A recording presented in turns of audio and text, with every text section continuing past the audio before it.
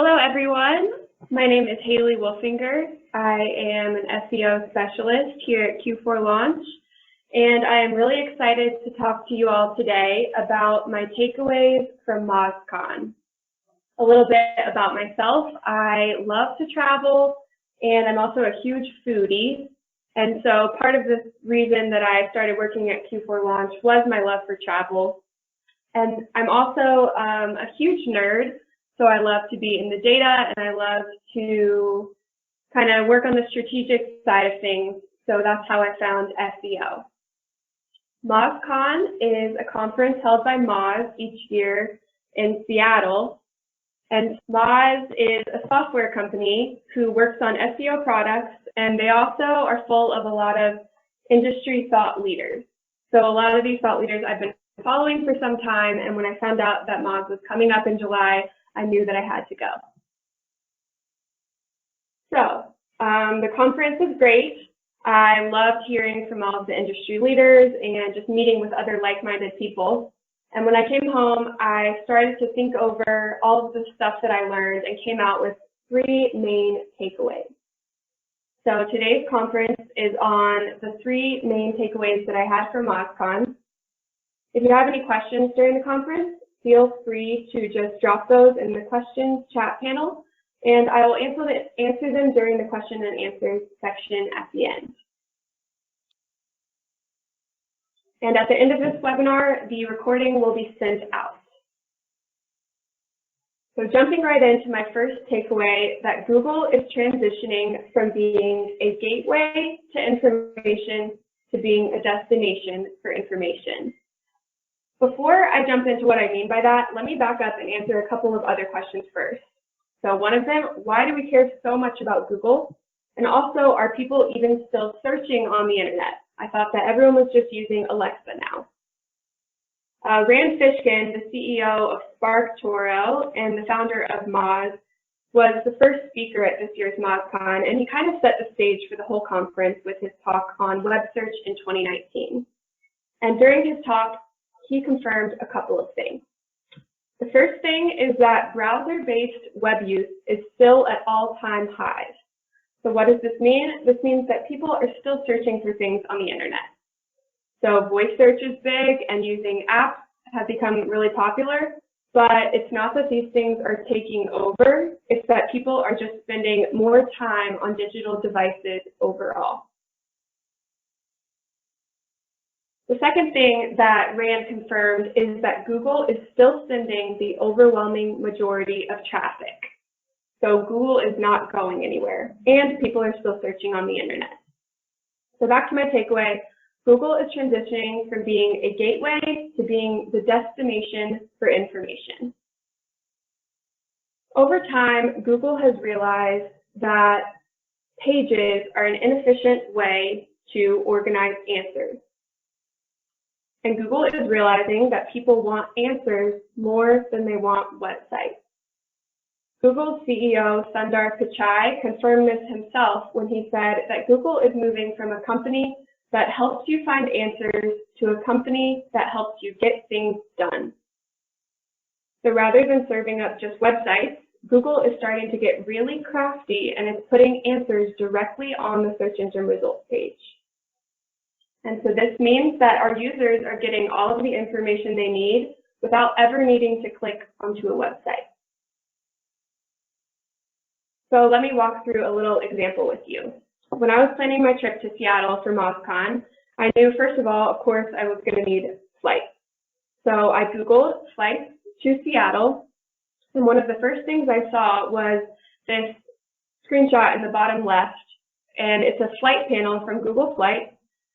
It already filled in my origin destination, which was Charleston, and then it put in Seattle for me, and I was able to select my dates and then see prices and times for multiple airlines. So I was pretty much able to book my flight without ever leaving Google. Once I had my flight figured out, I knew that I needed a hotel. And the conference was taking place at the Washington State Convention Center, so I wanted to stay somewhere close by. So I Googled hotels near the Washington State Convention Center. And this is what Google showed me. It showed me not only a list of hotels, but also a map that showed where the State Convention Center was and the distance of each hotel from the convention center. So I got my flights figured out, I got my hotels figured out, and then I wanted to do some research on restaurants. So like I mentioned, I'm a big foodie, and one of the things that I love about traveling is where I'm going to eat and what new food I'm going to try.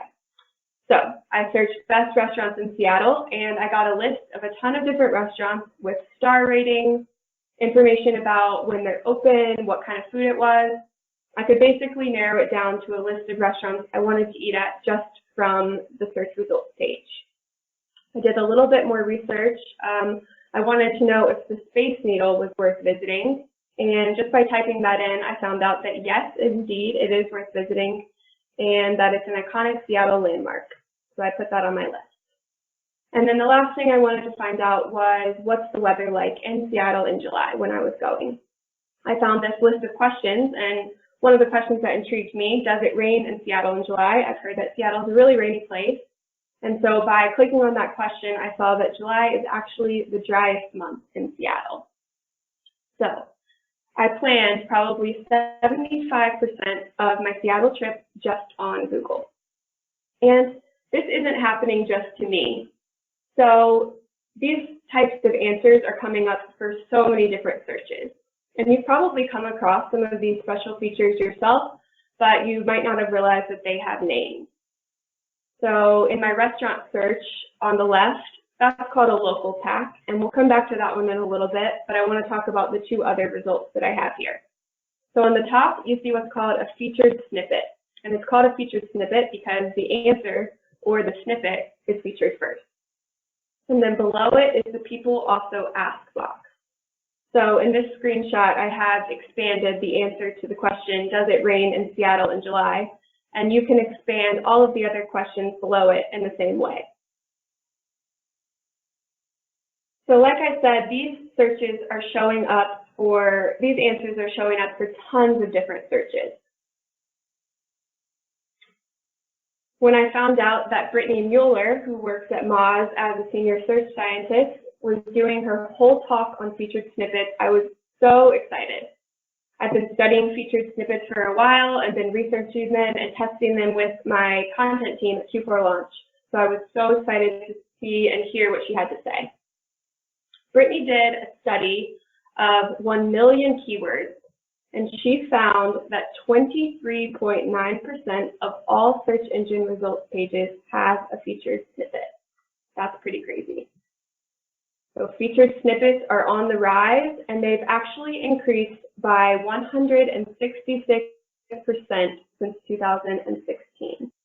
The data is even more crazy for the people also ask boxes.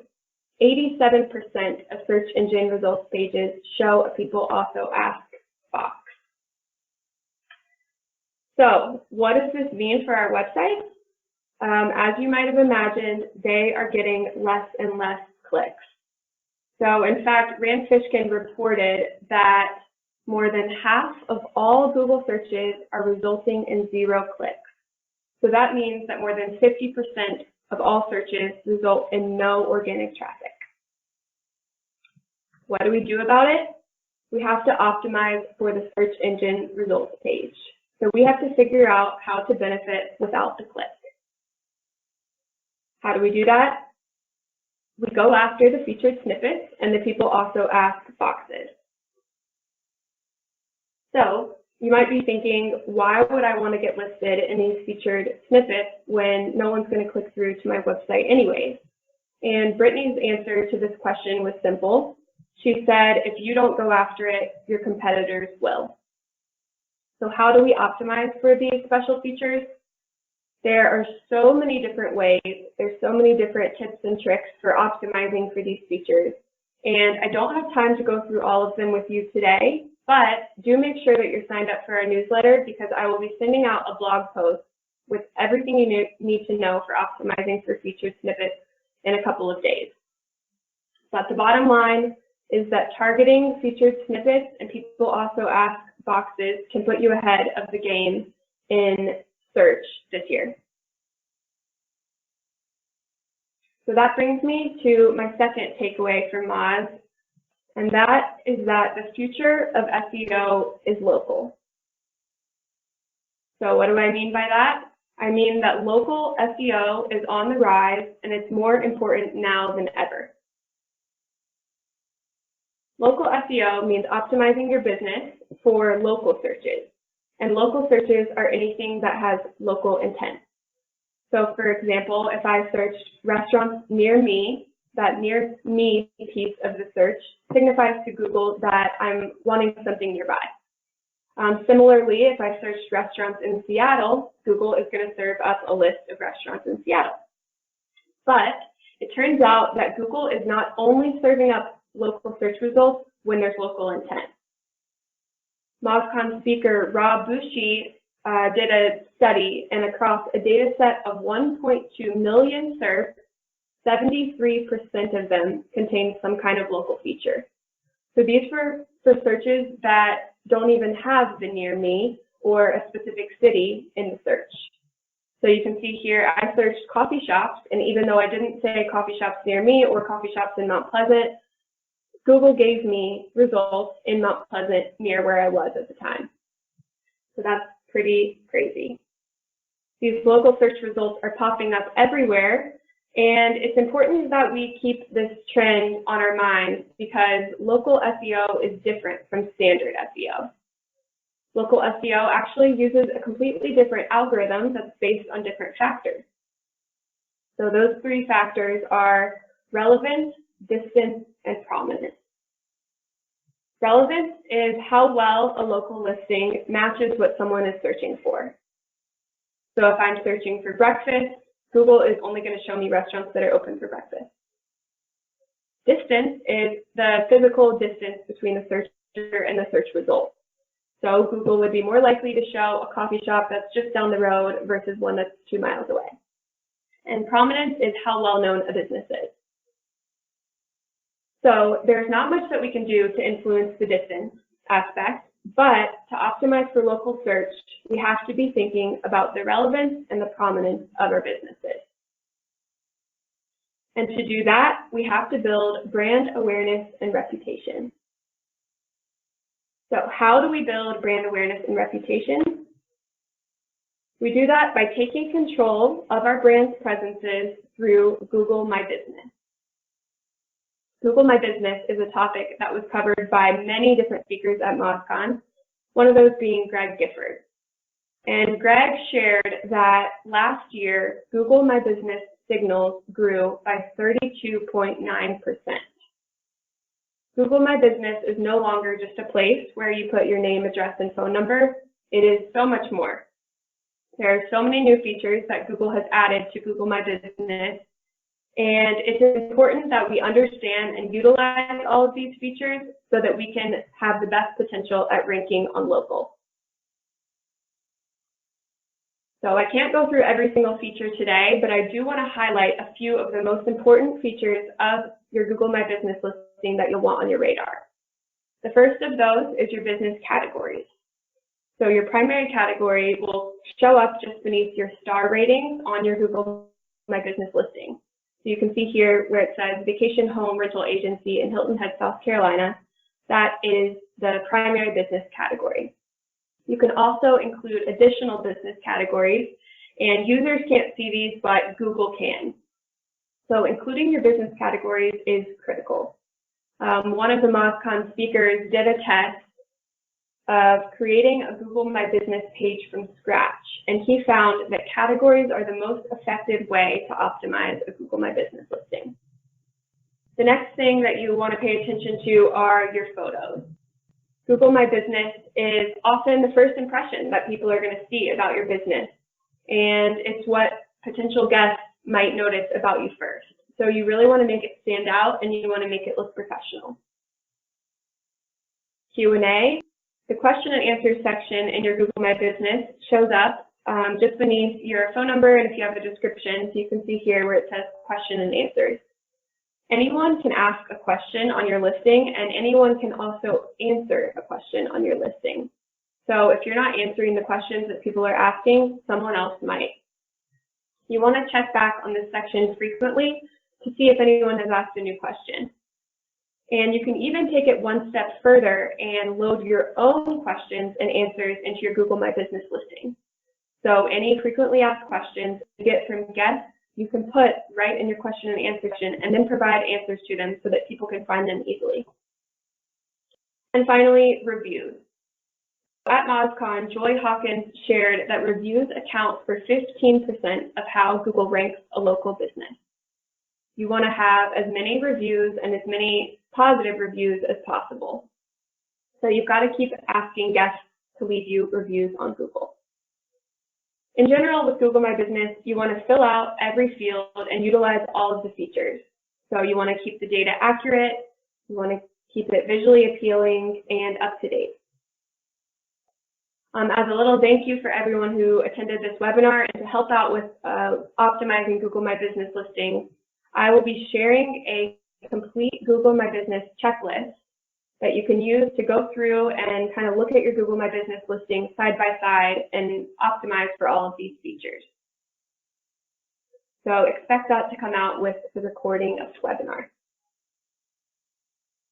That brings me to my third and final takeaway from MozCon, and that's that we need to be optimizing for people, not machining. Brittany Mueller made this point during her talk on featured snippets, but I found that it was kind of a theme throughout many of the MozCon presenters.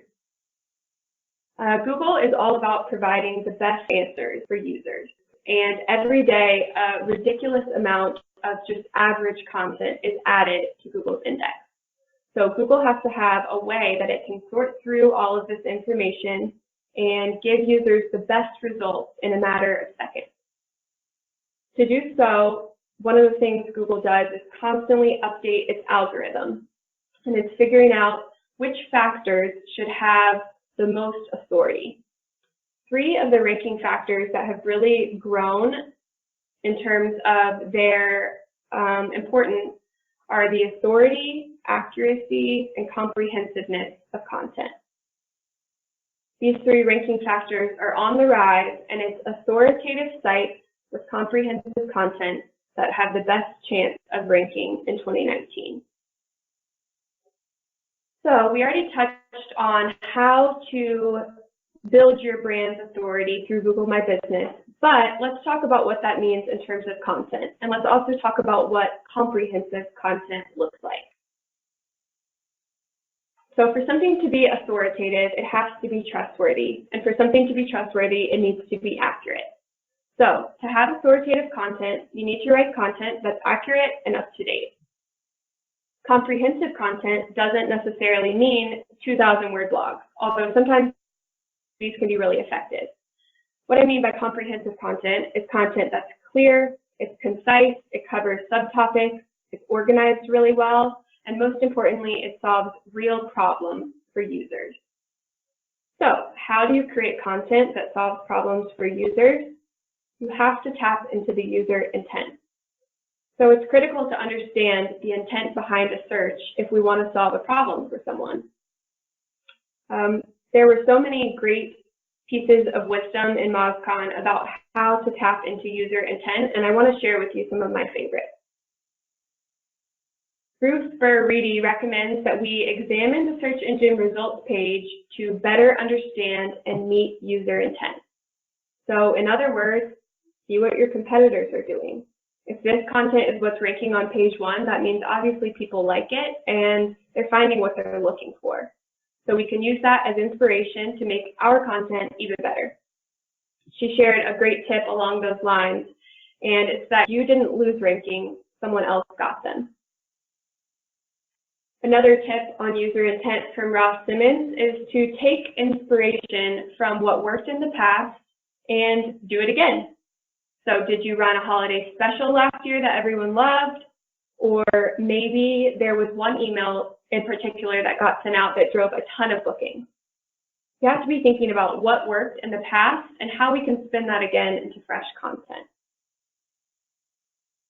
Another tip is to understand your audience by studying the channels that they're visiting. So find out what communities on Facebook they're a part of and what things they're pinning on Pinterest.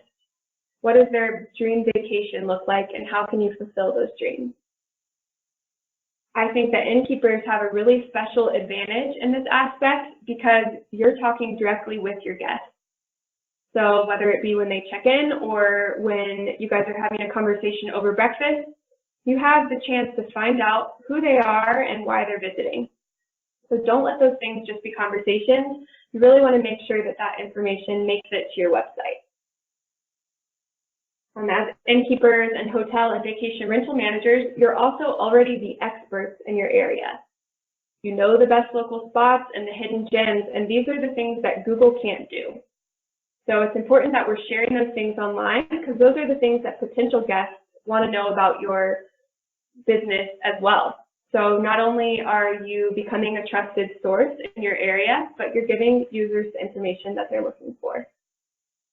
Part of the reason why we have phone calls with our clients at Q4Launch is so that we can tap into that local insight, because that really is the key differentiation between your business and every other business out there. So you really just want to make sure that your content is resonating with your audience, and the way you do that is simply by knowing your audience. The bottom line is that people care about brands that care about them. So if you can make your audience feel seen and heard, then they're going to come back again and again. To wrap up, I want to share one final piece of advice that I got from MozCon.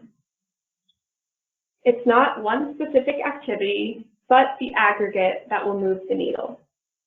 So what that means is that it's not just about going after featured snippets or adding a photo to your Google My Business listing or learning about who your guests are, but it's the combination of all of these things that will move the needle and make you stand out in 2019. So with that said, I want to open up and take the time to answer any questions that you guys may have. So I have one question here, and that's if featured snippets are so important now and fewer people are clicking links, should we still be blogging? And the answer to that is yes.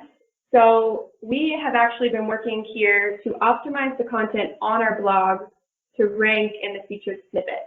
So we've been using blogs as a platform to test out how to land in those featured snippet spots.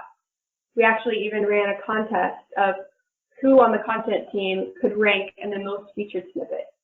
And that's been really effective. And it also gives us the opportunity to continue and to monitor and track and see how Google pulls those answers into the featured snippet. Okay, so a question here, in WordPress, how often or when should entire pages be republished? That's a great question. So Google does favor fresh content. Google wants to see updated content. And whenever your content becomes outdated in the fact that there's facts that are old, dates that are old, or any information that's no longer relevant, that means it's a great time to republish and update and give that page a refresh. Another question, did you and most others actually book all the travel items on Google, or do people search that on Google and then book on other sites? Great question. So I did book my flight right from Google. I find that Google Flights is actually a great feature. I ended up staying in a bed and breakfast, so I did not book the hotel from the hotel Google local pack. But I can't say that's the case for everyone. So Google is making it easier and easier to get things done right on the search results page. So plenty of people do see the hotels and will book right then. Okay, a question. You said that near me searches are big, but what if I don't get much business from locals? Near me searches are big, but what's becoming even bigger is searches that don't have near me but show local results. So we want to optimize for locals to make sure that we can show up anytime that a local result is going to populate. Near me searches also give the opportunity to target people looking for a staycation. So if you are showing up for those near me results, you can target an audience that you might not otherwise reach. Does Q4Launch manage Google My Business listings? We do manage Google My Business listings for all of our clients, and we're actually in the process of using the checklist that I mentioned to update all of our clients' Google My Business listings. So as all of these new features get added, we want to make sure that we're staying on top of that and maximizing the benefit of Google My Business. Okay, I have another question here. My inn is located outside the city. Will I ever show up for local results? If you're located farther away from a searcher, you're not going to be as strong in terms of distance. So that means that it's even more important to work on the relevance and the prominence aspects of your Google My Business listing. So you want to fill out those sections as completely and fully as you can so that you can kind of have the leg up in terms of prominence, even if you're a little bit farther away. Sometimes Google will choose a result that is a little bit farther away if it provides a better answer. Okay, I think this question is asking, do all clients get optimized for Google My Business, or is that just for certain packages? We are optimizing Google My Business for all of our clients. So we think that this is critically important, and for all marketing clients, we include this in their package. So I have time for 2 more questions if anyone has any. How are we changing our strategy based on all of these changes by Google? And the answer is that we are optimizing for the featured snippets. We're testing. We are trying these things out on our blogs and just seeing how the search landscape is changing. So we have to constantly be monitoring and noticing what's new and what's changing. We're also optimizing Google My Business listings, as I said, and just paying attention to what's happening in the local search world. And then also we're tapping into user intent. So we are doing research to better understand our audiences and tapping into the demographics and the psychographics of our clients so that we can know who is searching and where they're coming from and what interests they have. Does Bing have listings like Google? The answer is yes. Bing does have listings, and although Google does dominate the majority of search engine results, Bing is a small team player coming in. So that is something that we will continue to work on. Okay, best way to get on featured snippet, particular thing to do. You are going to love my blog post coming up because I have so many tips and tricks for you. But just to quickly brush the surface, one thing that you can do is style your content as a list. So one of the featured snippet types is a list featured snippet. And so if you actually put bullets within your content, you're going to have a better chance of those bullets showing up in this list style featured snippet. Another rule of thumb in general is just to write clear and concise answers. So if you can provide a quick answer to the question, that's going to be a lot more likely to show up in a featured snippet versus something really lengthy and drawn out. Okay, thank you all so much for attending this webinar. As I said, we will be sending up the recording along with the Google My Business checklist, and then check your email in a few days for the blog post on featured snippets. Thank you so much.